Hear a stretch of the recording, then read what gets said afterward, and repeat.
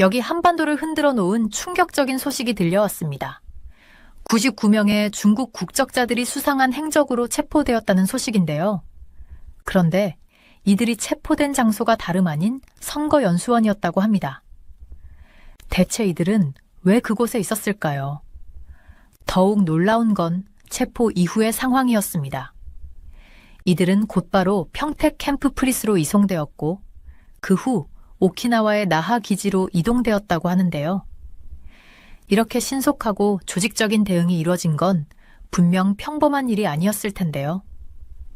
윤석열 대통령의 강력한 의지가 돋보이는 이번 사건. 그런데 이 뒤에 숨겨진 더 큰 진실이 있다고 합니다. 과연 무엇이었을까요? 오늘의 사연 시작합니다. 그날 아침은 다른 날과 다를 게 없이 평범하게 시작했어요. 워싱턴 DC에 있는 작은 아파트에서 커튼 사이로 살짝 비치는 햇빛에 눈을 떴죠. 저는 알렉산드라 리드라고 해요. 바암베요. 동아시아 문제를 다루는 정보 분석가로 일하고 있어요. 한국, 일본, 중국 같은 나라에서 벌어지는 일을 연구하고 이해하는 게 제 일이에요. 하지만 그날 아침이 제 경력에서 가장 중요한 날 중 하나가 될 줄은 상상도 못했어요. 아직 잠옷 차림으로 아침 커피를 준비하려던 참에 특별 업무용 전화기가 울렸어요. 저희는 그걸 보안 라인이라고 부르는데 보안이 강화되어 있어서 중요한 업무 메시지만 오거든요. 전화를 집어들고 메시지를 읽는데 심장이 빨리 뛰기 시작했어요. 중요한 소식이었거든요. 한국 수원이라는 도시에서 중국인 99명이 체포됐다는 내용이었어요. 그런데 이 사람들이 단순한 사람들이 아니었어요. 간첩 혐의를 받고 있는 사람들이었죠. 커피는 까맣게 익고 주방 테이블에 앉아서 손을 떨며 내용을 읽기 시작했어요. 이 사람들은 선거를 배우러 왔다고 했지만 사실 그게 진짜 이유는 아니었어요. 한국 경찰이 미군과 협력해서 이 사람들이 기밀 정보를 수집하려던 간첩이라는 사실을 밝혀냈다는 거였죠. 보고서에 따르면 한국 당국은 굉장히 신속하게 움직였어요. 수원에서 99명을 체포한 뒤 평택에 있는 캠프 프리스라는 곳으로 이송했어요. 그리고 나서는 일본 오키나와에 있는 나하의 미군 기지로 옮겨졌더라고요. 도망치지 못하도록 아주 치밀하게 계획된 이동이었어요. 내용을 더 읽으면서 이 사건의 의미가 뭘까 생각하게 됐어요. 이건 영화에서 보는 검은 옷 입은 한 사람이 몰래 움직이는 간첩 이야기가 아니었어요. 99명이나 되는 사람들이 함께 움직인 거였어요. 상황이 얼마나 심각한지 보여주는 일이었죠. 한국 경찰과 미군이 함께 움직였다는 사실만 봐도 이게 얼마나 큰 사건인지 알 수 있었어요. 노트북을 열고 한국 관련 다른 보고서를 찾기 시작했어요. 윤석열 대통령이 최근 한국을 더 강하고 안전한 나라로 만들겠다고 자주 말했던 게 떠올랐어요. 특히 미국과 협력해서 한국을 지키겠다는 의지가 강하더라고요. 이번 사건을 보고 나니까 왜 그런 말을 했는지 이해가 됐어요. 바로 코앞에서 간첩들이 활동하고 있었으니까요. 저는 이런 사건을 분석하고 의미를 찾아내는 일을 해요. 범죄를 해결하는 탐정이라기보다는 나라들이 왜 이런 행동을 하고 앞으로 어떤 일이 벌어질지 예측하는 게 제 일이에요. 그래서 중요한 내용을 메모하기 시작했어요. 첫 번째로 기록한 건 이 체포가 단순한 일이 아니라는 거였어요. 99명을 한 번에 체포했다는 건 이 사람들을 오랫동안 지켜보고 증거를 모아왔다는 뜻이니까요. 이렇게 많은 사람을 한꺼번에 잡는 건 쉽지 않아요. 두 번째로는 왜 선거교육센터에서 잡혔을까 생각해봤어요. 선거는 어떤 나라에서든 중요한 일이에요. 사람들이 지도자를 선택하는 방법이니까요. 간첩들이 선거에 대해 배우려고 했다면 한국의 다음 선거에서 뭔가 문제를 일으키려 했을 가능성이 있었겠죠. 이게 상황을 더 심각하게 만든다고 생각했어요. 또 이 사람들이 이동된 과정도 흥미로웠어요. 먼저 캠프 프리스로, 그 다음엔 일본으로. 이걸 보니 이 사람들이 알고 있는 정보가 굉장히 중요하다는 걸 알 수 있었어요. 여러 곳으로 이동시키면서 따로따로 조사해서 더 많은 정보를 얻으려는 거겠죠. 창밖으로 워싱턴 DC의 조용한 아침 거리를 보면서 이 사건이 여러 나라에 어떤 영향을 미칠지 생각하게 됐어요. 한국은 간첩 체포의 진심이라는 걸 보여줬고, 미국은 군사적으로 도와주면서 우정을 증명했어요. 그리고 중국은 간첩으로 의심되는 99명이 체포됐다는 소식에 분명히 복잡한 상황이 됐을 거예요. 정보 분석가로서 제 일은 이제 막 시작됐어요.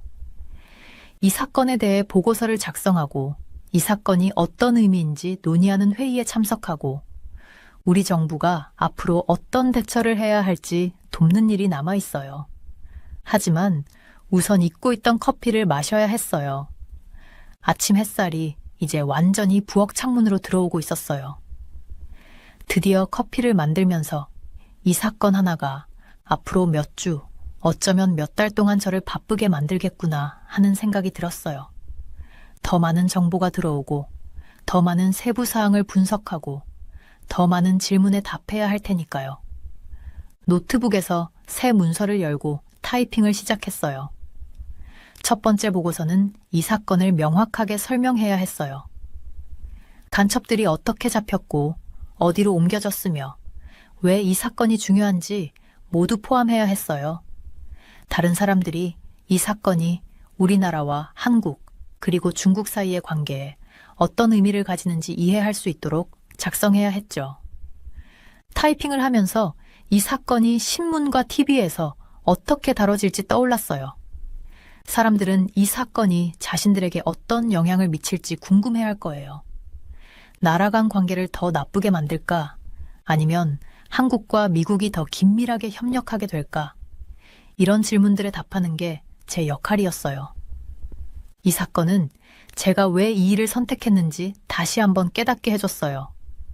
매일매일 새로운 일이 생기고 나라들 사이의 상호작용을 이해하는 데 도움이 되는 일들이 생기거든요. 그 상호작용이 때론 우호적이기도 하고 때론 그렇지 않을 때도 있지만요. 제 역할은 그런 모든 것을 이해하고 분석하는 거예요. 책상에 앉아 여러 개의 컴퓨터 화면을 마주하고 있었어요. 화면에는 각종 보고서와 데이터가 띄워져 있었고 창문 블라인드 사이로 아침 햇살이 들어오고 있었어요. 저는 지금 한국에서 일어난 체포 사건에 대해 모든 걸 이해하려고 집중하고 있었어요. 정보 분석가로서 제 일은 작은 단서들을 하나하나 조합해 큰 그림을 보는 거예요. 먼저 한국과 미국이 이번 작전을 어떻게 협력했는지 알아봐야 했어요. 서로 다른 두 나라가 이런 민감한 상황에서 조율하기란 쉬운 일이 아니거든요. 그래서 서울에 있는 우리 요원들이 보낸 초기 보고서를 열어봤어요.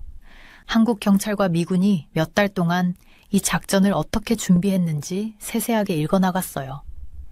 수원에 있는 그 교육센터는 겉보기엔 평범한 건물이었어요. 선거와 투표를 가르치는 평범한 장소처럼 보였죠. 그런데 우리 소식통들에 따르면 몇 주 동안 그곳에서 이상한 활동이 포착됐다고 했어요. 사람들이 이상한 시간대에 드나들고 인터넷 사용 패턴도 뭔가 특이했대요. 이런 작은 단서들이 한국 보안팀의 관심을 끌었어요.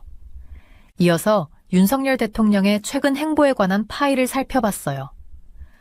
요즘 한국을 더 강하고 안전하게 만들겠다는 얘기를 자주 하고 계시더라고요. 연설에서도 미국과의 긴밀한 협력을 강조하면서 국가의 위협에 맞서겠다는 의지를 보여주셨고요. 이번 체포 사건이 그분의 더 큰 계획과 어떻게 맞물려 있는지 이제야 좀 이해가 됐어요. 단순히 말만 하는 게 아니라 실제로 문제를 해결하기 위해 움직이고 계셨던 거였어요. 체포된 사람들이 이동된 과정도 특히 흥미로웠어요.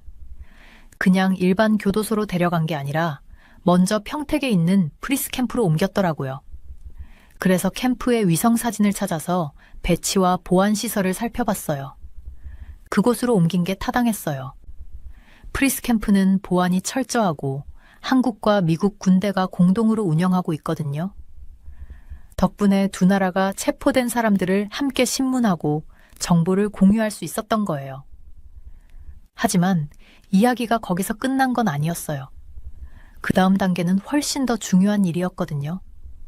체포된 사람들이 오키나와의 나하 해병대 기지로 이동됐다는 거예요. 이건 미국이 이번 사건을 매우 중요하게 여기고 있다는 걸 보여줬어요.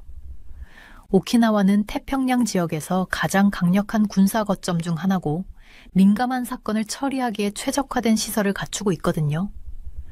저는 몇 시간 동안 여러 출처에서 온 보고서를 검토하며 모든 단서를 연결하려고 노력했어요.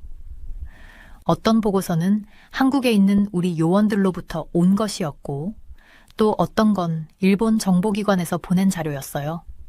체포된 사람들이 이제 일본 땅에 있었기 때문에 그들도 이 상황을 면밀히 지켜보고 있었던 거죠. 한국 경찰 보고서도 몇 개 있었는데 영어로 번역된 내용이더라고요. 특히 제 눈길을 끌었던 건 이 99명이 평범한 선거 활동에 섞여들려 했다는 점이었어요. 이 사람들은 진짜처럼 보이는 가짜 서류를 가지고 있었고 한국 선거 절차에 대해서도 꽤나 잘 알고 있었어요. 이런 건 하루아침에 배운 게 아닐 거예요. 몇 달 아니면 몇 년 동안 치밀하게 준비했을 가능성이 커 보였어요. 저는 컴퓨터 화면 중 하나에 타임라인을 만들어 주요 사건들을 정리했어요. 6개월 전 한국 정보기관이 선거 사무소 컴퓨터 시스템에서 이상한 패턴을 감지했대요. 4개월 전엔 서울의 정부 건물을 사진 찍는 수상한 사람들이 포착됐고요. 2개월 전엔 가짜 회사 몇 개가 발견됐는데 이 회사들이 한국 투표 시스템에 대한 정보를 수집하는 데 이용된 것 같았어요. 증거를 깊이 들여다볼수록 이 사건이 단순히 선거를 엿보려는 게 아니라는 게 점점 더 명확해졌어요. 이 사람들은 한국 민주주의 체계를 어떻게든 조작하려는 더 큰 계획의 일부였던 거예요. 다른 도시들에 있는 그룹들과도 연결이 돼 있었고 일부는 한국에 오기 전에 다른 아시아 국가들로도 여행을 다녀왔더라고요. 다른 나라에서 유사한 사건들에 관한 보고서들도 찾아봤어요. 몇 년 동안 아시아의 여러 민주주의 국가들에서 선거 개입 시도가 발견됐다는 패턴이 보였어요. 그런데 이번 한국 사건은 규모가 달랐어요. 한 번에 이렇게 많은 사람들을 체포한 것도 그렇고 한국과 미국이 이렇게 잘 협력한 것도 큰 차이였어요. 그때 제 컴퓨터가 새 알림을 띄웠어요. 이번엔 교육센터에서 발견된 물품들에 대한 새 보고서였어요. 경찰이 고급 컴퓨터 장비, 여러 세트의 가짜 신분증, 그리고 정부 건물들의 상세 지도를 찾아냈대요. 이건 단순한 스파이 활동이 아니었어요. 철저히 계획된 복잡한 작전이었고 상당한 지원과 자원이 뒷받침된 일이었어요. 저는 이번 사건이 어떤 의미를 가지는지에 대해 제 보고서를 작성하기 시작했어요. 윤석열 대통령의 강력한 대응은 한국이 외국의 개입에 단호히 맞서고 있다는 걸 보여줬어요. 체포된 사람들을 미군 시설로 신속히 이동시킨 것도 미국이 동맹국을 전폭적으로 지지하고 있다는 걸 증명했고요. 두 나라의 이런 협력은 민주주의 체제를 보호하겠다는 분명한 메시지를 전한 셈이었어요. 시간이 지나면서 체포된 사람들에 대한 신문 내용도 계속 업데이트됐어요. 한국과 미국 정보 요원들이 함께 신문하면서 하나씩 새로운 연결고리와 정보가 드러났어요. 어떤 사람들은 몇 년 동안 한국에 살면서 네트워크를 천천히 구축하고 정보를 수집해 왔더라고요. 저는 이번 사건이 아시아 국가들 간의 관계에 어떤 영향을 미칠지 계속 생각하게 됐어요. 중국은 분명 이 체포 사건에 대해 불만을 가질 테지만 한국은 이 행동을 정당화할 강력한 증거를 가지고 있었어요. 미국의 개입은 우리가 동맹국이 민주주의 체제를 위협받지 않도록 도울 의지가 있다는 걸 보여줬고요. 근무 시간이 끝날 때쯤 저는 몇 페이지에 달하는 메모와 분석 내용을 작성해놨어요. 이번 사건은 아시아 국제관계에 오랫동안 영향을 미칠 거예요. 현대 스파이 활동이 어떻게 이루어지는지를 보여줬고 전통적인 정보 수집 방법과 새로운 기술이 혼합되어 사용되고 있다는 걸 알 수 있었어요. 가장 중요한 건 민주주의 국가들이 힘을 합치면 정치체제를 위협하는 세력들로부터 스스로를 효과적으로 보호할 수 있다는 걸 증명했다는 점이에요. 저는 책상에 앉아서 세 번째 커피를 마시며 컴퓨터 화면을 바라보고 있었어요. 워싱턴 DC에 있는 제 사무실로 아침 햇살이 블라인드 사이로 들어와 키보드 위에 얇은 선을 그리듯 비치고 있었죠. 정보 분석가로서 여러 사이버 위협을 다뤄봤지만 이번 건은 뭔가 달랐어요. 한국에서 체포된 99명의 중국 국적자 사건은 빙산의 일각에 불과했어요. 그 아래 숨겨진 건 전 세계로 퍼져 있는 거대한 컴퓨터 공격의 네트워크였어요. 미국 법무부에서 발행한 최신 보고서를 열어봤어요. 이 보고서는 프랑스 정부와 협력해 진행된 대규모 프로젝트를 정리한 내용이었어요. 두 나라가 힘을 합쳐 전 세계 4,200대 이상의 컴퓨터에서 필럭X라는 악성 코드를 제거한 결과였죠. 저는 이게 무슨 의미인지, 그리고 한국에서 벌어진 사건과 어떻게 연결되는지 이해해야 했어요. 먼저 필럭X에 대해 알아야 했어요. 이건 단순히 컴퓨터 속도를 느리게 하거나 광고를 띄우는 그런 보통의 바이러스가 아니었어요. 이건 해커들이 감염된 컴퓨터를 완전히 통제할 수 있게 해주는 정교한 도구였어요. 마치 귀신이 컴퓨터 안에 숨어 있는 것처럼 사용자가 뭘 하는지 다 보고 모든 파일을 복사하고 심지어 사용자가 모르게 컴퓨터를 조작할 수도 있었죠. 보고서에 따르면 이 악성 코드 뒤에는 머스탕 판다와 트윌 타이푼이라는 두 개의 중국 해커 조직이 있었어요. 이들은 그냥 지하실에서 장난삼아 문제를 일으키는 그런 사람들이 아니었어요. 체계적이고 막강한 기술과 자원을 가진 조직들이었죠. 이들은 정부 건물, 대기업, 그리고 중국 정책에 반대 의견을 내는 단체들을 주요 타깃으로 삼고 있었어요. 저는 감염된 컴퓨터가 발견된 장소들을 지도로 표시했어요. 그 확산 범위는 정말 놀라웠어요. 특정 국가에만 국한된 게 아니라 수십 개국에 걸쳐 있었어요. 지도에 표시된 각 점은 해커들이 통제할 수 있는 컴퓨터를 의미했어요. 어떤 건 중요한 결정을 내리는 정부 사무실에 있었고, 어떤 건 중요한 기술을 개발하거나 전력 공장이나 수도 처리 시설 같은 핵심 시스템을 관리하는 회사에 있었어요. 자세히 파고들수록 상황이 더 명확해졌어요.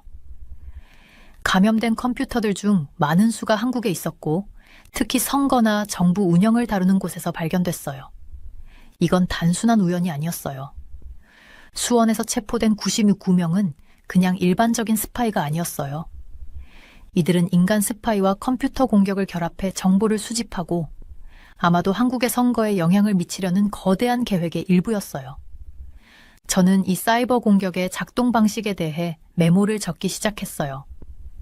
해커들은 먼저 누군가가 필럭X 악성 코드를 다운로드하도록 속였어요. 보통 신뢰할 만한 사람에게서 온 것처럼 보이는 이메일을 보내는 시기였죠. 악성 코드가 컴퓨터에 설치되고 나면 보안 프로그램으로는 찾아낼 수 없을 정도로 은밀히 숨어버렸어요. 그러고 나서 본격적으로 작업을 시작했어요. 비밀번호를 훔치고 이메일을 읽고 파일을 복사한 뒤 모든 정보를 해커들에게 보내는 거였죠.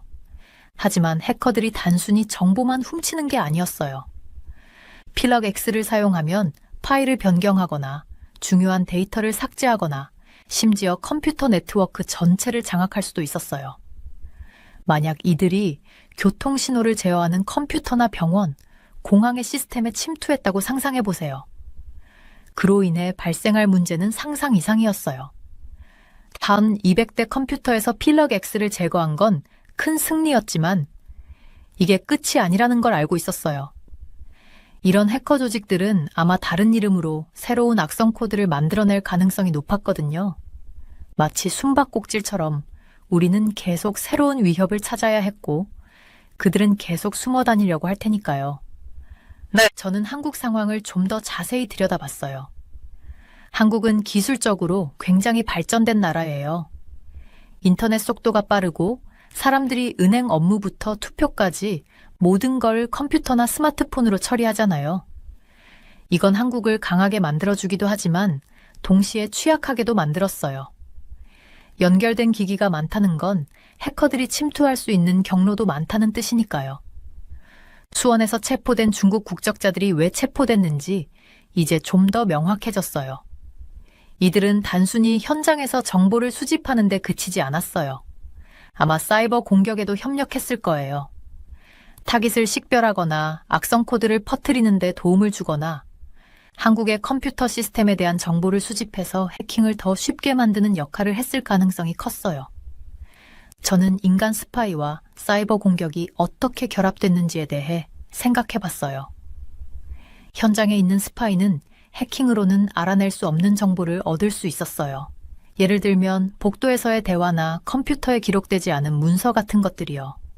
반면 해커들은 거대한 양의 정보를 나라 밖에서 얻을 수 있었어요. 이 두 가지가 결합되면 정보 수집과 한국 정치에 영향을 미칠 강력한 수단이 되는 거였죠. 제일 걱정됐던 건 이런 공격이 얼마나 조용히 진행될 수 있는가였어요. 전통적인 스파잉은 항상 누군가 현장에서 붙잡힐 위험이 있지만 사이버 공격은 몇 달, 심지어 몇 년 동안도 들키지 않고 진행될 수 있었거든요.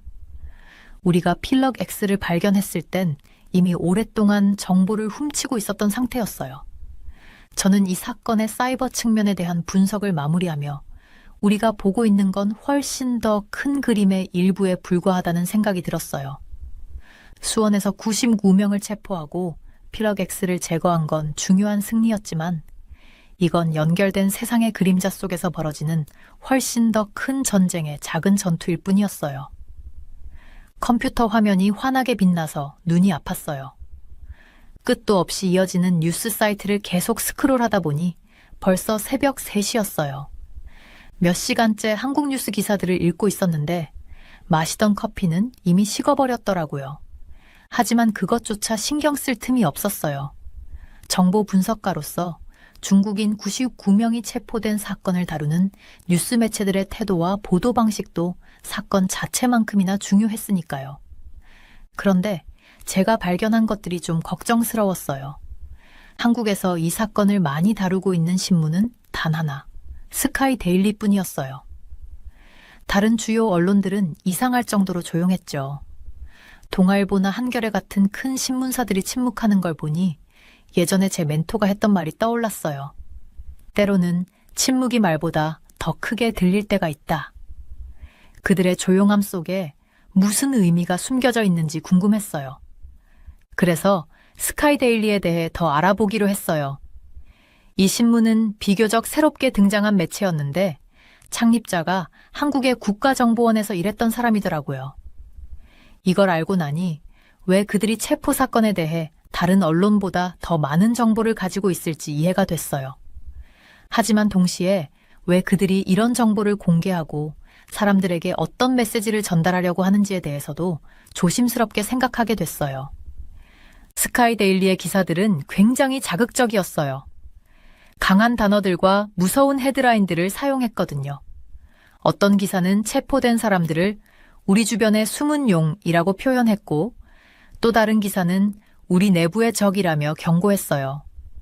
이런 헤드라인들은 마치 박물관에서 본 옛날 전쟁 선전 포스터를 떠올리게 했어요. 사람들에게 공포와 분노를 심어주려는 의도가 분명해 보였어요. 저는 각 신문사들이 체포 사건을 얼마나 자주 다루는지 기록하기 시작했어요. 한 주 동안 스카이데일리는 이 사건에 대해 무려 32개의 기사를 썼어요. 그나마 그 다음으로 많이 쓴 신문사는 단 3편의 기사를 냈어요. 이 정도 차이라면 마치 한 사람이 방 안에서 소리 지르고 있는데 나머지는 다 속삭이는 것 같았어요. 이렇게 되면 소리 지르는 사람의 메시지만 들릴 수밖에 없죠. 스카이데일리가 중국에 대해 쓰는 방식도 매우 부정적이었어요. 위협, 위험, 적 같은 단어들을 자주 사용했죠. 물론 스파이 활동은 잘못됐고 위험한 일이긴 하지만 이렇게 중국에 대한 공포심을 부추기는 건 더 큰 문제를 일으킬 수도 있다고 생각했어요. 한국과 중국은 이웃 나라이고 무역이나 북한 문제 같은 여러 분야에서 협력해야 하는 사이잖아요. 제가 한국을 방문했을 때 봤던 수많은 중국 음식점, 가게, 그리고 유학생들이 떠올랐어요. 평범하게 한국에서 조용히 살아가던 중국 사람들도 이런 뉴스 때문에 부당한 대우를 받을 수 있겠다는 생각이 들었죠. 이건 마치 2차 세계대전 때 미국에서 일본계 미국인들이 겪었던 차별을 연상시켰어요. 다른 신문들이 조용한 이유를 더 깊이 조사하면서 이해가 되기 시작했어요. 한국의 대기업들은 중국에 물건을 팔고 있었고 이 기업들은 신문사들의 광고를 내는 큰 손님들이었거든요. 만약 신문사들이 중국에 대해 너무 나쁜 기사를 많이 쓴다면 광고 수익을 잃을 위험이 있었던 거예요. 마치 모두가 서로의 발을 밟지 않으려고 조심스럽게 춤을 추는 것 같은 상황이었어요. 그래서 영어로 된 한국 신문들도 살펴보기로 했어요. 코리아 헤럴드나 코리아 타임스 같은 신문들은 이 사건을 조금 다르게 다루더라고요. 더 많은 배경 정보를 제공하고 상황을 신중히 설명하려는 노력이 보였어요. 이건 아마 외국인을 대상으로 기사를 쓰다 보니 더 많은 맥락 설명이 필요했기 때문일 거예요. 소셜미디어는 완전히 다른 세상이었어요. 네이버나 다음 같은 한국 플랫폼에서는 사람들이 체포 사건에 대해 격렬하게 논쟁하고 있었어요. 어떤 사람들은 스카이데일리가 쓴 내용을 모두 믿었고, 또 어떤 사람들은 이 모든 게 중국을 나쁘게 보이게 하려는 꾸며낸 이야기라고 생각했어요. 많은 사람들이 뉴스를 확인하지 않고 그대로 공유했는데, 이 모습은 마치 고등학교 급식 시간에 소문이 퍼지는 것 같았어요. 하지만 이건 훨씬 심각한 결과를 낳을 수 있는 일이었죠. 저는 이 사건이 매체마다 어떻게 다르게 보도되는지를 차트로 정리하기 시작했어요. 스카이데일리가 자극적인 기사를 하나 내면 소셜미디어 사용자들이 그걸 더 극적으로 만들었어요. 그리고 그 기사가 수백 번씩 공유되다 보니 나중엔 진짜 사실과 사람들이 덧붙이거나 바꾼 내용이 뭐가 뭔지 알기 어렵게 됐어요. 조사를 계속하면서 깨달은 게 있었어요. 이건 단순히 신문이 뉴스를 보도하는 문제를 넘어서는 일이었어요. 사람들이 어떤 생각과 믿음을 가지게 되는지에 대한 문제였죠. 스카이데일리는 단순히 사건을 알리는 게 아니라 사람들에게 중국을 큰 위협으로 보이게 만들려고 하는 것 같았어요. 다른 신문들이 조용히 있었기 때문에 스카이데일리의 시각이 주로 사람들에게 전달되는 상황이었고요. 정보 분석가로서 제가 하는 일은 이런 뉴스 보도들 속에 숨겨진 진실을 찾아내는 거였어요. 이건 마치 뿌연 거울 속에서 선명한 그림을 찾아내려는 것 같았어요. 각 신문사가 보여주는 게 조금씩 다르기 때문에 진짜 모습을 알아내는 게 제 일이었죠. 해가 뜰 무렵 컴퓨터를 겨우 끌 수 있었어요. 눈은 피곤했지만 머릿속은 생각들로 가득했어요. 이번 체포 사건에 대한 언론 보도를 보면서 중요한 걸 깨달았어요. 요즘 세상에서는 뉴스가 보도되는 방식이 그 자체로 굉장히 큰 힘을 가질 수 있다는 거였어요. 단 하나의 신문사가 강한 메시지를 전달하면 수백만 명의 사람들이 이웃, 안전, 그리고 나라의 미래에 대해 어떤 생각을 가지게 될지 결정될 수 있었죠.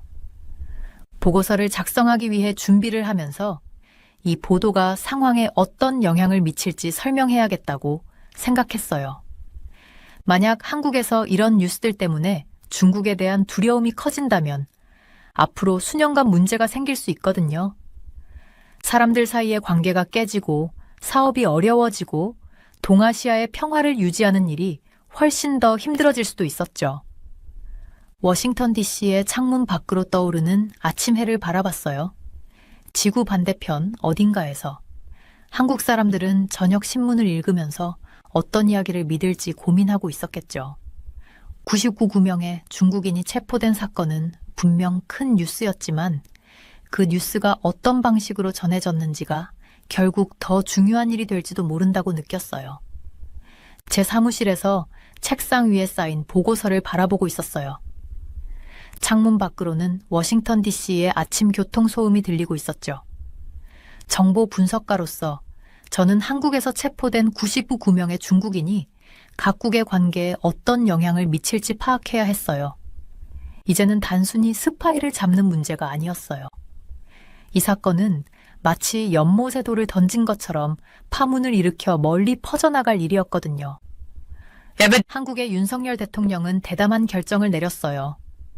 제가 오랜 시간 동안 동아시아 정치에 대해 공부하면서 알게 된 건 한국이 마치 두 거인 사이에서 균형을 잡으려는 사람처럼 아주 까다로운 위치에 있다는 거였어요. 한쪽에는 강력한 이웃이자 최대 교역국인 중국이 있고 다른 한쪽에는 오랜 친구이자 보호자인 미국이 있죠. 중국인들의 체포는 마치 운동장에서 팀을 고르는 것처럼 보였지만 결과는 훨씬 더 심각한 영향을 미칠 수 있는 일이었어요. 컴퓨터를 켜고 최신 경제 보고서를 열어봤어요. 한국은 매년 수십억 달러 규모의 물품을 중국에 팔고 있었어요. 반도체부터 화장품까지 다양한 제품들이 포함되어 있었죠. 게다가 많은 한국 기업들이 중국에 공장을 두고 있었고 중국 관광객들이 한국을 방문하며 상당한 소비를 하고 있었어요. 중국을 화나게 한다는 건 마치 레모네이드 가판대에서 가장 큰 고객과 다투는 것처럼 경제적으로 큰 타격을 입을 수 있다는 뜻이었어요. 하지만 돈만이 문제가 아니었어요. 다른 파일을 열어 한미 간의 군사 협력에 관한 내용을 봤어요. 미국은 한국 전쟁 이후로 한국을 보호해왔고 지금도 수천 명의 미군이 주둔하고 있죠. 이런 우정은 지역의 평화를 유지하는 데 있어 중요했어요. 마치 주변에 괴롭히는 사람들이 있을 때 큰 친구가 옆에 있는 것처럼요. 윤 대통령은 취임 후 미국과 더 긴밀히 협력하고 싶다는 뜻을 분명히 밝혀왔어요. 이번 스파이 체포 사건은 그가 말만 하는 것이 아니라는 것을 보여준 거였어요. 하지만 저는 시기가 궁금했어요. 왜 지금일까? 제 훈련 경험상 이런 일들에는 항상 패턴이 있거든요. 그리고 이 사건은 더 큰 계획의 일부처럼 느껴졌어요. 노트를 꺼내 최근의 사건들을 정리하기 시작했어요. 요즘 미국과 중국은 무역, 기술, 그리고 군사활동 등 거의 모든 문제에서 다투고 있었어요. 마치 한때 친구였던 두 아이가 이제는 아무것도 합의하지 못하고 싸우는 것 같았어요. 한국은 그들 사이에 낀 상태였어요. 마치 가장 친한 두 친구가 싸우고 있는데 어느 쪽에 설지 선택해야 하는 상황처럼요. 이번 중국인 체포는 단순히 스파이를 막는 문제가 아니었어요. 윤 대통령이 한국이 어디에 서 있는지를 보여주는 방식이었죠. 마치 교실에서 저는 이 사람의 의견에 동의합니다 라고 손을 드는 것처럼요. 하지만 국제 정치에서는 이런 행동이 정말 심각한 결과를 가져올 수 있거든요. 중국이 어떻게 반응할지 생각해봤어요. 체포된 자국민들이 일본에 있는 미군 기지로 보내졌다는 점에서 중국이 이 상황을 달가워하지 않을 거라는 건 분명했어요. 이건 마치 우리는 당신들이 당신들 국민을 다룰 수 있다고 믿지 않는다 라고 말하는 것과 같았죠. 제가 중국 정치에 대해 공부하면서 배운 점은 중국이 체면을 중시하고 강해 보이는 걸 중요하게 여긴다는 거였어요. 컴퓨터로 중국의 최근 행동을 검토해봤어요. 중국은 자신들을 화나게 하는 나라들에 보복할 수 있는 능력을 이미 보여줬거든요. 예를 들어 호주가 코비드 자이니의 기원에 대해 질문했을 때 중국은 호주의 와인과 석탄 수입을 줄였어요. 또 몇 년 전 한국이 미국의 미사일 방어 체계인 사드를 설치했을 때는 중국 국민들에게 한국 방문을 자제시키고 한국 기업들이 중국에서 사업하는 걸 어렵게 만들었어요. 이번에도 비슷한 일이 벌어질 수 있을까? 중국이 한국 관광을 다시 제한하거나 한국 기업들의 중국 내 사업을 어렵게 만들 가능성을 생각해 봤어요. 심지어 북한 문제를 다루는 협력을 줄일 수도 있어요. 이건 마치 문제를 일으키는 아이가 있는 운동장에서 한 명의 어른이 빠져버리는 것과 같을 거예요. 하지만 윤 대통령은 이런 위험에 대비하고 있는 것 같았어요. 그의 최근 연설들을 살펴보니 그는 한국이 중국에 덜 의존하도록 만들고 싶어 했어요. 한국 기업들이 공장을 더 우호적인 나라들로 옮기도록 장려하는 것이었죠. 마치 여러 바구니에 달걀을 나눠 담아서 한 바구니가 떨어져도 모두 잃지 않도록 하려는 것처럼요. 미국 정부는 한국의 이런 결정에 기뻐하고 있었어요. 아시아에서 강력한 동맹국을 두는 건 미국에게 중요했거든요. 특히 중국의 힘이 커지고 있는 상황에서요. 마치 큰 경기에서 믿을 수 있는 팀원을 가지는 것과 같았죠. 하지만 이것은 또 다른 의미를 내포하고 있었어요.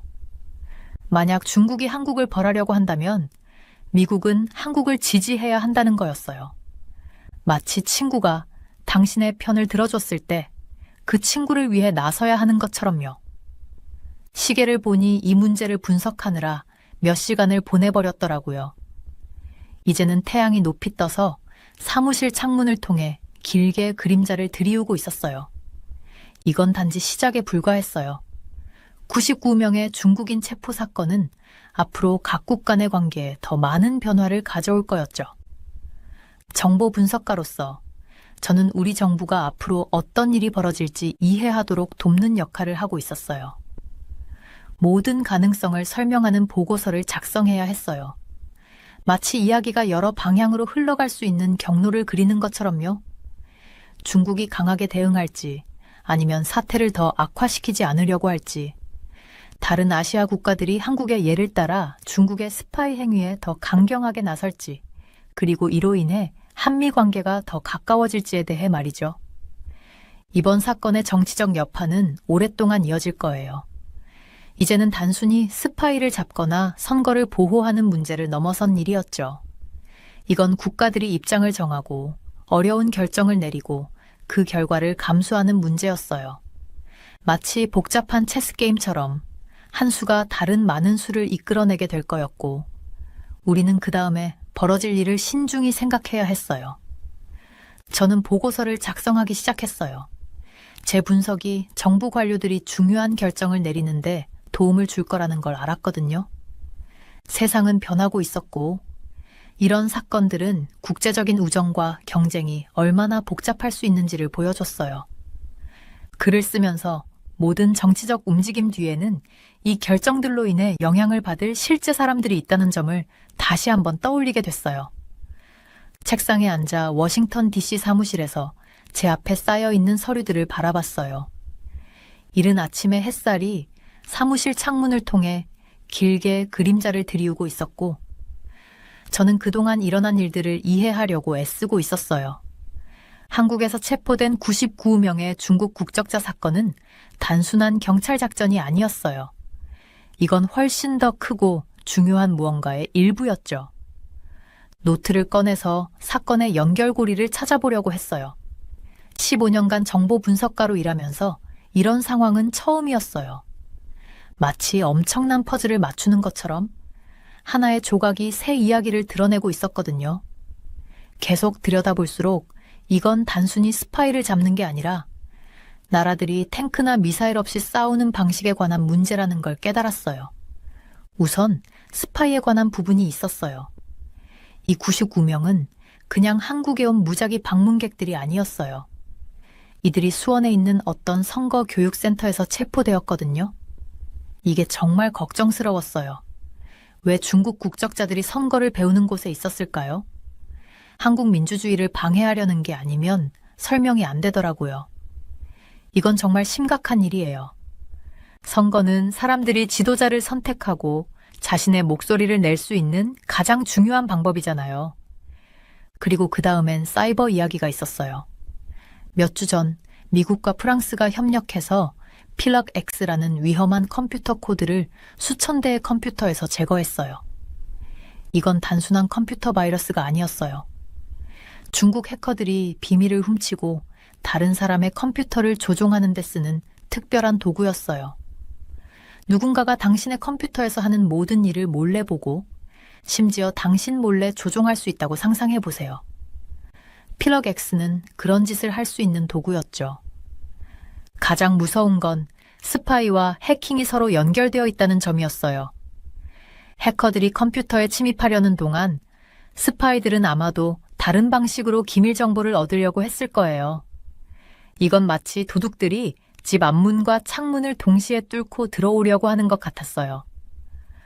또 한 가지 신경 쓰였던 건 이번 사건을 다루는 언론 보도 방식이었어요.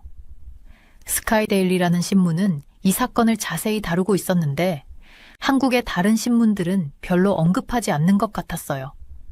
보통 이렇게 큰 일이 터지면 모든 신문이 다룰 텐데 이상하더라고요. 누군가가 사람들이 이 상황에 대해 아는 걸 조정하려는 게 아닐까 하는 생각도 들었어요. 한국의 윤석열 대통령은 굉장히 어려운 상황에 놓여 있었어요. 한국은 중국과는 이웃이자 중요한 무역 상대이고 미국은 가장 가까운 친구이자 보호자잖아요. 이건 마치 서로 싫어하는 두 친구와 동시에 친구인 상황 같았어요. 뭘 말하고 뭘 해야 할지 아주 신중해야 하는 거죠. 컴퓨터 화면을 보니 한국과 미국이 협력하는 새로운 보고들이 들어오고 있었어요. 체포된 중국 국적자들이 수원에서 평택에 있는 캠프 프리스로 옮겨졌고 거기서 일본 오키나와에 있는 미 해병대 기지로 이송되었다고 하더라고요. 이건 두 나라가 얼마나 신뢰하며 협력하고 있는지를 보여주는 사례였어요. 마치 큰 문제가 생겼을 때 가장 친한 친구에게 도움을 요청하는 것 같았어요. 그런데 이런 한국과 미국의 협력이 중국을 화나게 만들 수도 있겠더라고요. 중국은 강대국이고 다른 나라들이 자기 이익에 반대해서 협력하는 걸 좋아하지 않잖아요. 이건 마치 반에서 다른 아이들이 자기 빼고 같이 노는 걸 보고 화내는 아이 같았어요. 이번 사건이 평범한 사람들에게 어떤 영향을 줄지도 생각해 봤어요. 이렇게 나라들이 스파이, 컴퓨터 공격, 비밀 작전 같은 방식으로 싸울 때 사람들이 살아가는 방식이 변할 수 있잖아요. 한국에서 어떤 사람들은 중국 방문객들을 다르게 보기 시작할 수도 있고 나라 간의 긴장이 커지면서 몇몇 사업체들이 어려움을 겪을 수도 있겠죠.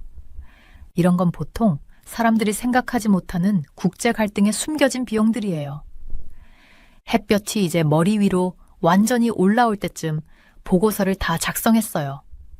우리 정부에서 중요한 결정을 내리는 사람들이 이 상황을 제대로 이해하도록 만들어야 했거든요. 이건 단순히 스파이를 잡는 문제가 아니었어요. 민주주의를 지키고 해커들로부터 컴퓨터를 안전하게 보호하며 나라들이 평화롭게 협력할 수 있도록 만드는 일이었어요. 앞으로 어떤 일이 벌어질지 궁금했어요. 중국이 또 다른 방식으로 무언가를 시도하려 할까요? 다른 전술을 쓸까요? 더 많은 컴퓨터를 해킹하거나 더 많은 스파이를 보낼까요? 이런 질문들은 아직 답할 수 없었지만 계속해서 모든 걸 주의 깊게 보고 분석해야 한다는 걸 알고 있었어요. 이번 상황은 저에게 체스 게임을 떠올리게 했어요. 한 번의 움직임이 여러 결과를 만들어내고 몇 수 앞을 생각해야 하잖아요. 하지만 체스와 달리 이 게임은 끝이 없어요. 나라들은 계속해서 서로를 이기려고 하고 자기 이익을 보호하며 권력을 늘리려고 해요. 어떤 나라는 군대와 무기를 사용하지만 이제는 많은 나라들이 스파이, 컴퓨터, 비밀 작전 같은 방식을 쓰고 있죠. 짐을 싸서 집에 가려던 순간 요즘의 갈등이 우리가 역사책에서 읽는 전쟁과는 얼마나 다른지 생각했어요. 현대의 전투는 항상 군인과 탱크로 이루어지는 게 아니에요. 키보드, 비밀 요원, 정보로 싸우는 경우가 많아요. 그리고 때로는 아무도 모르게 이루어지는 승리가 가장 중요한 승리가 될 때도 있더라고요. 저는 컴퓨터 화면을 뚫어져라 바라보면서 피곤한 눈을 비볐어요. 숫자들이 계속 바뀌고 있었거든요. 또 하나의 알림이 떴는데 이번엔 베이징에서 보고된 추가 사례였어요. 뉴델리에 있는 제 작은 사무실은 중국 전역 병원에서 들어오는 데이터를 지켜보는 동안 더 작게 느껴졌어요. 뭔가 이상했어요. 샤르마 박사님, 제 조수 프리아가 문을 두드렸어요. 몇 시간째 그 숫자만 보고 계세요. 잠깐 쉬시는 게 어떨까요? 저는 고개를 저었어요. 지금은 안 돼요. 그리고 화면을 가리켰어요. 이 패턴 좀 보세요. 중국에서 인간 메타뉴모바이러스 HMPV 사례가 너무 빠르게 증가하고 있어요. 제가 무슨 말을 하고 있는지 설명드릴게요. 저는 아디티 샤르마 박사고요. 여기 인도에서 역학자로 일하고 있어요. 역학자는 질병이 어떻게 퍼지고 사람들에게 어떤 영향을 미치는지 연구하는 사람이에요. 쉽게 말해서 저는 질병 탐정 같은 역할을 하고 있어요. 패턴을 보고 숫자를 추적하고 큰 문제가 되기 전에 문제의 징후를 찾아내는 일을 하죠. 그런데 오늘 그 숫자들이 제가 원하지 않는 이야기를 하고 있었어요.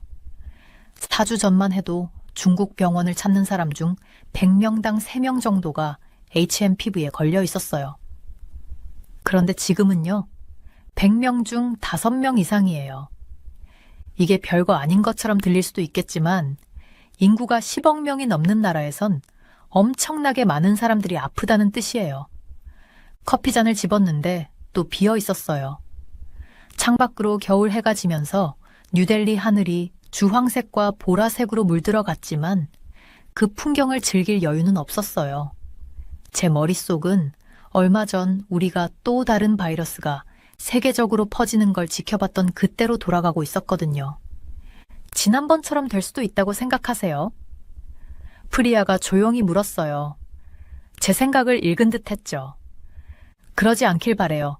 제가 다른 차트를 열며 말했어요. HMPV는 새로 발견된 바이러스가 아니에요. 우리가 수년 전부터 알고 있던 거예요. 보통은 감기 같은 증상만 일으키거든요. 열, 기침, 콧물 같은 거요. 대부분의 사람들은 저절로 나아요. 그런데 이번에는 뭔가 달라 보였어요.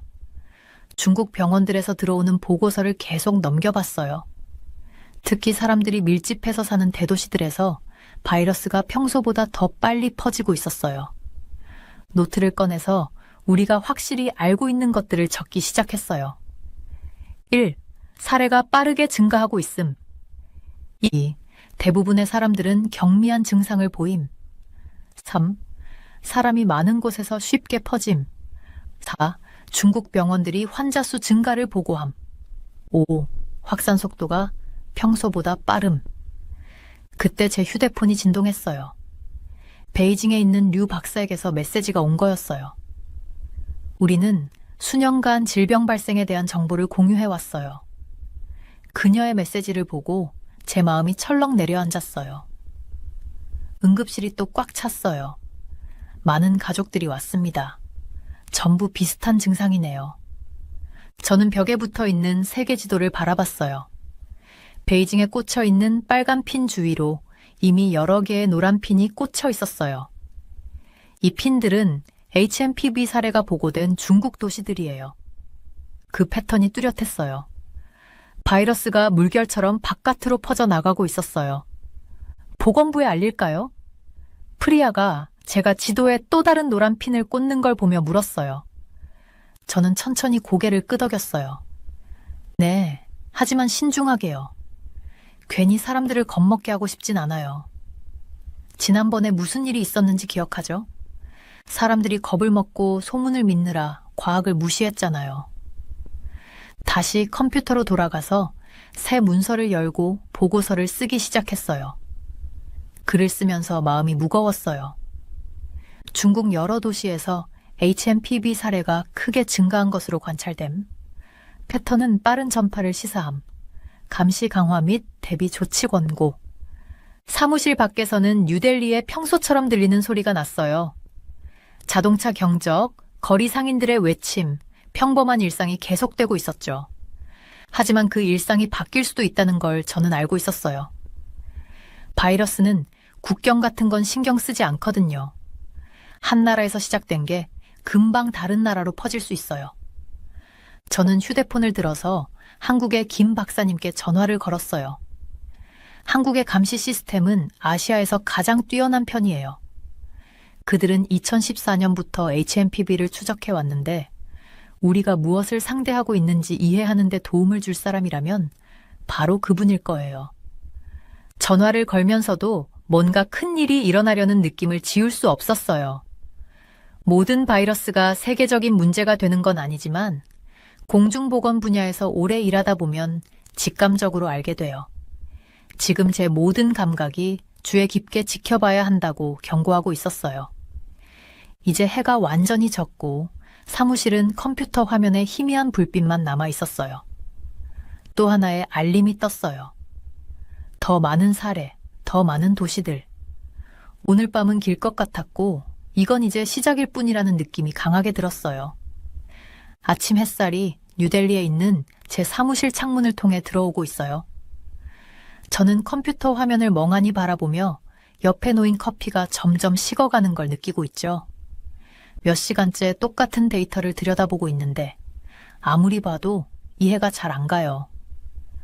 저는 질병이 어떻게 퍼지는지 연구하는 역학자라 바이러스를 추적하는 일엔 익숙한데 지금 중국에서 벌어지고 있는 상황은 저를 걱정스럽게 만들고 있어요. 왜 이번이 다른지 설명드릴게요. 보통 HMPV 같은 바이러스를 추적할 때는 그것들이 천천히 인구 사이로 퍼지는 모습을 보게 돼요. 연못에 돌을 던졌을 때 생기는 잔잔한 파동처럼 말이죠. 하지만 지금 중국에서 일어나고 있는 일은 마치 연못에 바위를 던진 것 같아요. 파동이 훨씬 더 크고 빠르게 퍼지면서 예전보다 멀리까지 도달하고 있어요. 저는 화면에 또 다른 차트를 띄웠어요. 이번에는 베이징 병원의 데이터를 보여주는 차트였죠. 지난달까지만 해도 병원을 찾는 환자 1000명 중 약 30명만이 HMPV에 걸려 있었는데 지금은 그 숫자가 2배로 늘었어요. 그때 제 전화가 울렸어요. 상하이에 있는 제 동료 첸 박사에게서 또 메시지가 온 거예요. 그녀의 병원에서도 똑같은 패턴을 보고 있다고 하더라고요. 대기실이 또 가득 찼어요. 그녀의 메시지엔 이렇게 쓰여 있었어요. 환자들 대부분이 어린아이랑 노인들이에요. 평소랑 좀 다르네요. 그 메시지를 보자마자 저는 바로 집중했어요. HMPV가 보통 어린아이와 고령층에게 더 심각하게 영향을 미친다는 건 익히 알고 있었지만 이렇게 많은 환자가 한꺼번에 생기는 건 정말 이상한 일이었거든요. 예전에 의사로 일했던 초기 시절이 떠올랐어요. 역학자가 되기 전엔 매년 겨울마다 HMPV 환자 몇 명씩 보는 게 전부였거든요. 증상도 보통 심한 감기 정도였죠. 하지만 지금은 완전히 달라요. 저는 화상 채팅 프로그램을 열고 한국의 김 박사님께 전화를 걸었어요. 이런 상황을 이해할 사람이라면 바로 김 박사님이었죠. 한국은 2014년부터 HMPV를 철저히 추적해왔고 바이러스 감시 체계도 세계 최고 수준이거든요. 샤르마 박사님, 그녀가 피곤한 얼굴로 인사했어요. HMPV 때문에 전화하신 거죠? 그 후 1시간을 서로 정보를 비교하면서 보냈어요. 한국의 감시 시스템도 뭔가 우려스러운 점을 포착했더라고요. 바이러스가 변하고 있다는 거예요. 아주 극적인 변화는 아니지만 사람들 사이에서 더 쉽게 퍼지도록 변한 것 같다고 하셨어요. 마치 경주하는 사람이 더 빠른 지름길을 찾아낸 것 같은 느낌이었어요. 국제보건 커뮤니티에 이 상황을 알려야 해요. 제가 말했어요. 이 패턴은 2020년 초가 너무 떠오르네요. 그 이상은 말하지 않아도 둘 다 무슨 의미인지 알았어요. 우리는 둘 다 코비드-19 팬데믹을 겪으면서 바이러스가 몇 달 만에 전 세계를 어떻게 바꿔놓는지 똑똑히 봤거든요. HMPV가 코비드-19처럼 위험한 건 아니지만 갑자기 평소보다 더 빨리 퍼지기 시작하는 바이러스라면 분명히 주의를 기울여야 해요. 통화를 마친 후 저는 창가로 걸어가 뉴델리의 붐비는 거리들을 내려다봤어요. 저 어딘가에서 이 바이러스가 이미 퍼지고 있을지도 모르죠. 인구가 많은 데다 중국과도 긴밀하게 연결된 인도라면 다음 차례가 될 가능성이 크거든요. 제 가족 생각도 났어요. 제 딸은 올해 막 학교에 들어갔는데 세상에 얼마나 많은 부모님들이 지금 이런 걸 전혀 모른 채 지내고 있을까요? 겉으론 평범한 감기처럼 보이지만 더 위험할지도 모르는 바이러스가 곧 그들 곁으로 다가올지도 모르는데요. 저는 다시 자리로 돌아와 컴퓨터 앞에 앉았어요. 그리고 인도 보건부에 보낼 이메일을 작성하기 시작했어요. 그들도 이 상황에 대해 알아야 하니까요. 병원을 준비시키고 의사들에게 경고하고 무엇보다도 더 나은 검사 체계를 마련해야 해요. 이런 바이러스를 완전히 막는 건 불가능해요. 그런 식으로는 안 되는 게 현실이거든요. 하지만 우리가 충분히 빠르게 대응한다면 우리 공동체에서 가장 취약한 사람들을 보호할 수 있을지도 몰라요. 제가 보고서를 다 쓰고 나니 어느새 해가 지고 있었어요. 노트북을 챙기면서 바이러스가 국경과 바다를 넘어 우리 모두를 어떻게 보이지 않는 실로 연결하고 있는지 생각했어요. 한 나라에서 일어나는 일이 결국 우리 모두에게 영향을 미치거든요.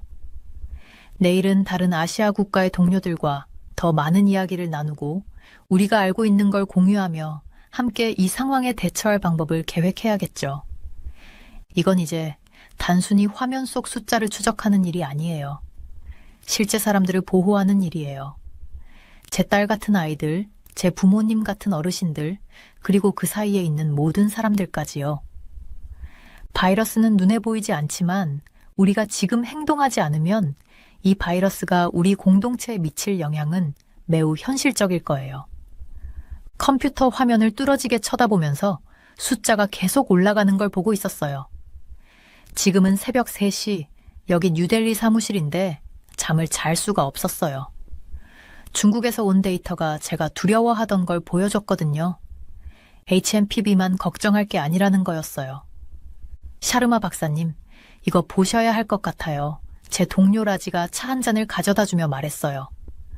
그러면서 베이징에서 막 들어온 새로운 보고서를 가리키더라고요. 거기 병원들은 지금 HMPV, 일반 독감, 그리고 또 다른 호흡기 질환, 이렇게 3가지 바이러스를 동시에 상대하고 있다는 거예요. 따뜻한 차를 한 모금 마시고 의자에 등을 기댔어요. 이게 우리가 걱정하던 그대로네요. 제가 라지에게 말했어요.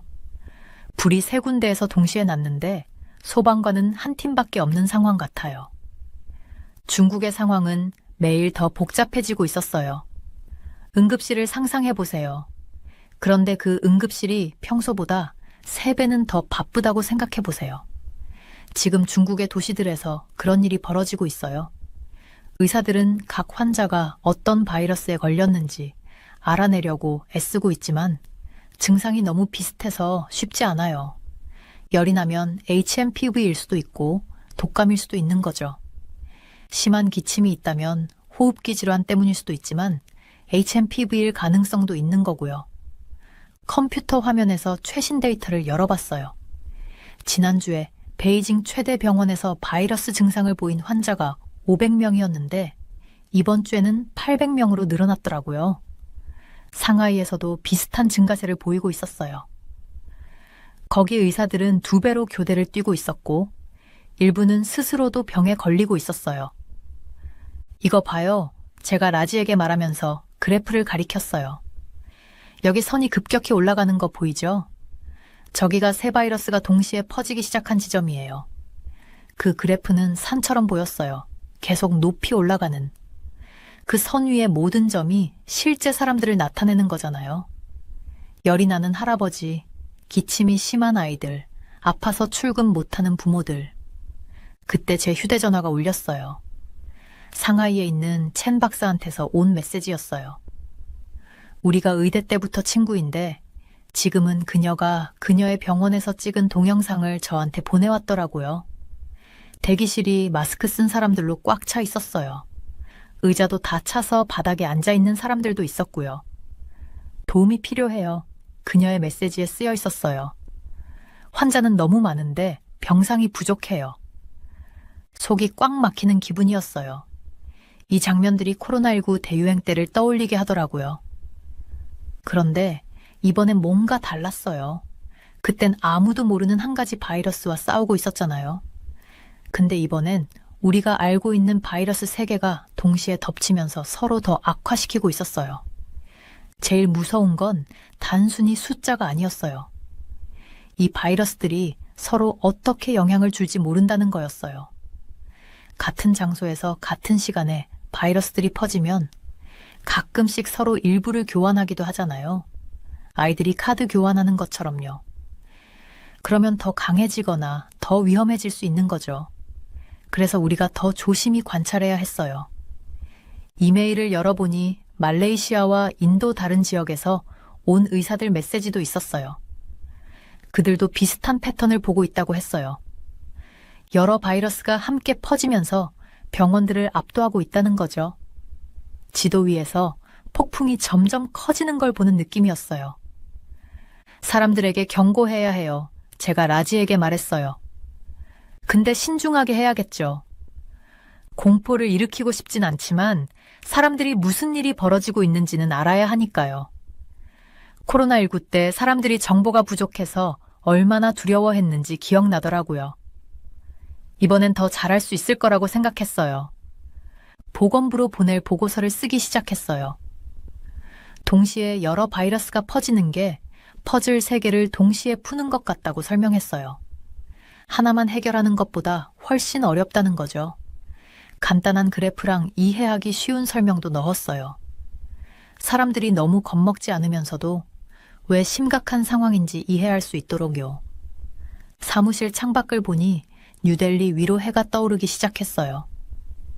도시가 깨어나면서 수백만 명의 사람들이 하루를 준비하고 있었죠. 그들은 아직 다가오는 폭풍에 대해 모르고 있었어요. 하지만 그게 제 일이었어요. 위험을 미리 보고 그걸로부터 사람들을 보호하는 거요. 보고서를 마무리하면서 마지막으로 이렇게 썼어요. 이제 HMPV만의 문제가 아니에요. 우리가 모두 함께 대응해야 하는 도전입니다. 손을 씻고, 아플 때 마스크를 쓰고, 몸이 안 좋으면 집에 머무르는 사람들 모두가 새 바이러스와 싸우는 데 도움을 주고 있어요. 과거의 발병에서 배운 것처럼 많은 사람들이 작은 행동을 함께하면 큰 변화를 만들 수 있습니다. 보고서를 보내고 다시 해가 뜨는 걸 봤어요. 앞으로 해야 할 일이 많겠지만 적어도 이제 뭘 상대해야 하는지는 알았어요. 그리고 제가 배운 게 하나 있어요. 질병과 싸우는 첫 번째 단계는 바로 아는 거라는 거죠. 아침마다 일어나서 컴퓨터로 HMPV 사람 메탄 유모바이러스 사례에 대한 새로운 데이터를 확인해요. 오늘도 화면을 보는데 숫자가 늘어나는 걸 보고 심장이 빨리 뛰었어요. 특히 중국 대도시에서 아픈 사람들이 점점 더 많아지고 있어요. 뉴델리에 있는 제 사무실에 앉아 있으면서 가장 걱정되는 게 뭐냐면 바로 변이예요. 변이가 뭔지 간단하게 설명해 볼게요. 친구의 그림을 똑같이 따라 그리는 걸 생각해 보세요. 가끔 실수로 선을 조금 다르게 그리거나 다른 색을 쓰기도 하잖아요. 바이러스도 자신을 복제할 때 비슷한 일을 해요. 이런 작은 변화들이 바로 변이라고 불리는 거예요. 대부분의 경우 이런 변화들은 큰 차이를 만들지 않아요. 하지만 가끔 요리 레시피에 작은 변화가 들어가도 음식 맛이 완전히 달라질 수 있는 것처럼 변이 하나가 바이러스의 행동 방식을 완전히 바꿔놓을 수도 있어요. 전염력이 더 강해지거나 사람들이 더 심하게 아프게 만들 수도 있죠. 저는 바이러스를 15년 동안 연구해 왔는데 바이러스가 퍼질수록 변이가 생길 가능성이 높아진다는 걸 알게 됐어요. 주사위를 던지는 걸 생각해 보세요. 많이 던질수록 원하는 숫자가 나올 확률이 높아지잖아요. 중국처럼 인구가 많고 바쁜 도시들이 많은 곳에서는 바이러스가 변이할 기회가 훨씬 많아요. 오늘 아침에는 베이징에 있는 첸 박사님과 화상 통화를 했어요. 그분 병원에서는 이번 주에 HMPV 환자가 지난주보다 2배나 늘었다고 하더라고요. 증상이 평소 HMPV랑 조금 다른 경우도 있어요. 컴퓨터 화면 속 첸 박사님의 걱정스러운 얼굴이 떠올라요. 몇몇 환자들은 우리가 알고 있는 HMPV보다 더 심하게 앓고 있어요. 이건 바이러스가 이미 변이를 시작했을 수도 있다는 신호일지 몰라요. 예전에 바이러스가 유행했을 때 배운 교훈들이 떠오르더라고요. 2014년에 한국에서는 HMPV를 철저히 추적하기 시작했어요. 이걸 감시 시스템이라고 부르는데 의사와 과학자들이 탐정처럼 바이러스의 변이, 징후를 주에 깊게 관찰하는 네트워크 같은 거예요. 덕분에 우리는 정상적인 HMPV가 어떤 모습인지 알게 되었고 이걸 기준으로 뭔가 이상한 일이 생겼을 때 바로 알아차릴 수 있게 됐어요. 오늘은 특히 걱정이 많아요. 왜냐하면 바이러스가 동시에 너무 많은 곳에서 퍼지고 있거든요. 새로운 환자 한 명 한 명이 바이러스가 변이를 일으킬 수 있는 새로운 실험실 같은 셈이에요. 제 노트북에 3가지 큰 걱정을 적었어요. 1.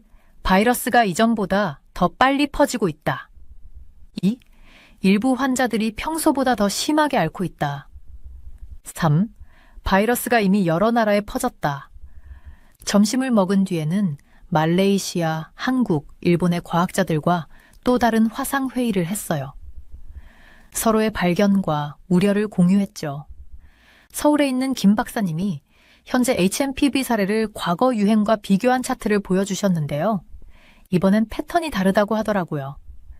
바이러스가 사람들 사이에서 더 쉽게 퍼지고 있는 것 같대요. 오후에는 뉴델리의 한 대형 병원을 방문했어요. 실험실에서는 과학자들이 HMPV 환자들로부터 채취한 샘플을 연구하고 있었어요.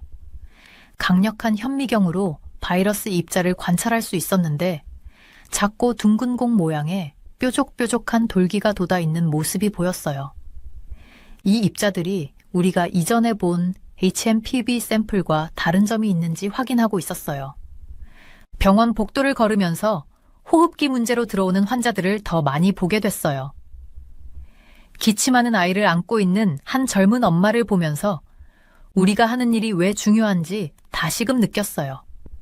만약 HMPV가 더 위험한 형태로 변이한다면 저런 수많은 가족들에게 영향을 줄 수도 있잖아요. 집에 가기 전에 여러 나라의 보건당국에 이메일을 보냈어요. 이제는 그 어느 때보다도 더 긴밀히 협력해야 할 때예요. 특히 신규 사례가 많은 지역에서 검사를 늘릴 것을 제안했어요. 위험한 변이가 발생한 걸 빨리 발견하면 그 확산을 통제할 가능성이 더 높아지니까요. 밤에 잠자리에 들 준비를 하면서 내일이 어떤 하루가 될지 생각했어요. 새로운 변이의 신호를 보게 될까? 만약 바이러스가 더 위험해진다면 사람들을 어떻게 더 잘 보호할 수 있을까? 이런 질문들이 저를 잠 못 들게 하지만 동시에 더 열심히 일할 동기를 줘요. 공중보건에서는 재난이 일어나기를 기다릴 수 없어요. 항상 한 발 앞서 있어야 하죠.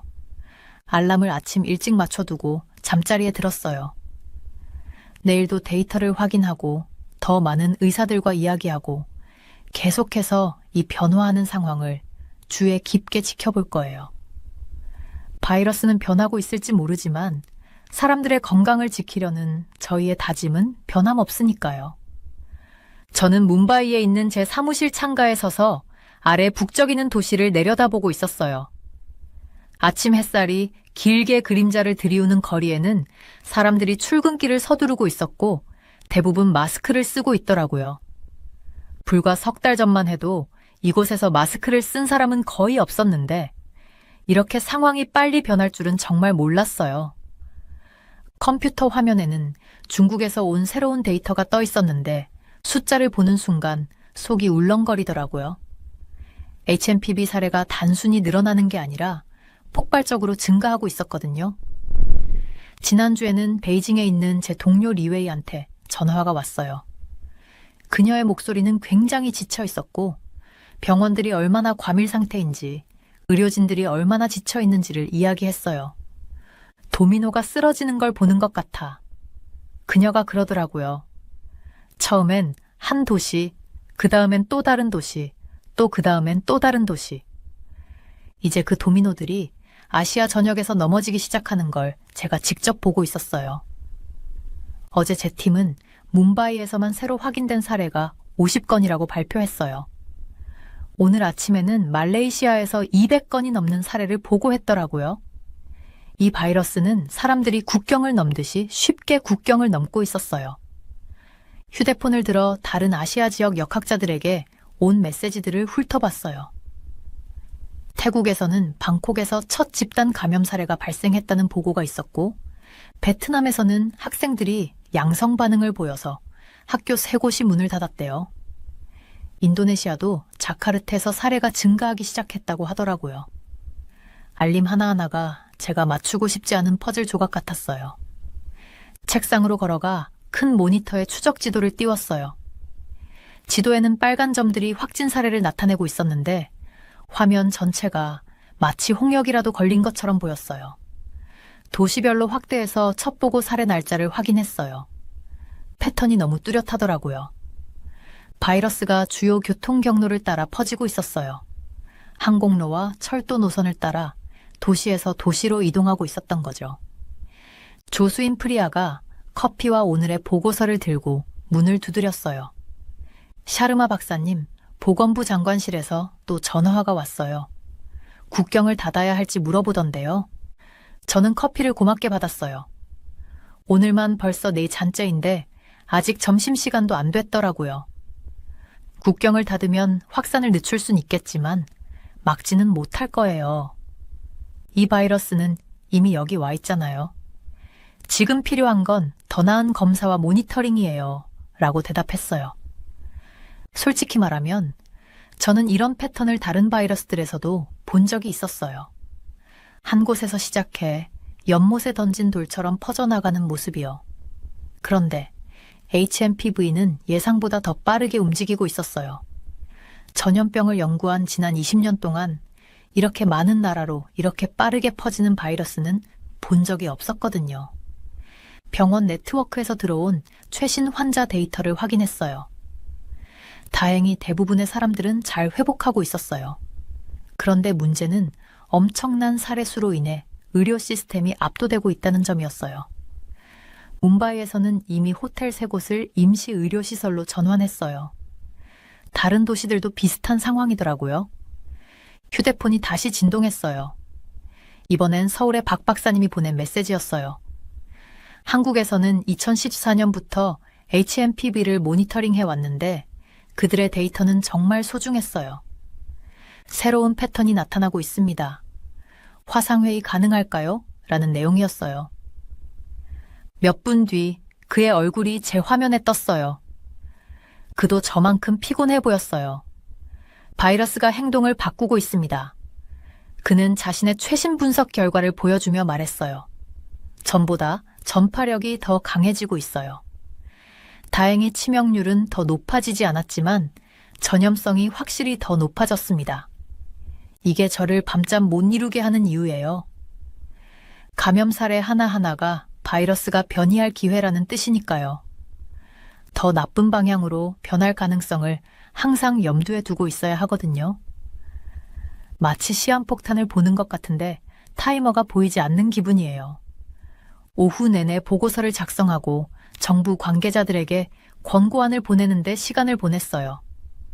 학교를 잠정적으로 폐쇄할까요? 네. 대규모 모임을 취소할까요? 당연하죠. 국경을 완전히 닫을까요? 아직은 아니에요. 지금 그랬다간 도움보단 더 큰 혼란을 초래할 테니까요. 해가 뭄바이 위로 저물어가는 동안 저는 책상에 앉아 계속 숫자를 지켜보고 있었어요. 딸한테서 전화가 왔더라고요. 저녁 먹으러 집에 올 거냐고 묻는데 오늘은 힘들 것 같아, 배타. 하지만 내일 아침은 꼭 같이 먹자 라고 약속했어요. 바이러스 확산을 추적하는 일이라는 게 이런 거예요. 근무 시간이나 가족 시간 같은 걸 전혀 배려하지 않아요. 국경이나 정치에도 신경 쓰지 않고요. 그냥 움직이고 퍼지고 변하는 거예요. 우리의 일은 그보다 앞서 나가는 거죠. 다음 움직임을 예측해서 최대한 많은 사람을 보호하는 거예요. 다시 중국에서 들어온 최신 보고서를 보면서 멘토가 하셨던 말씀이 떠올랐어요. 역학에서는 오늘의 숫자가 어제의 이야기를 들려줍니다. 우리는 내일을 생각해야 해요.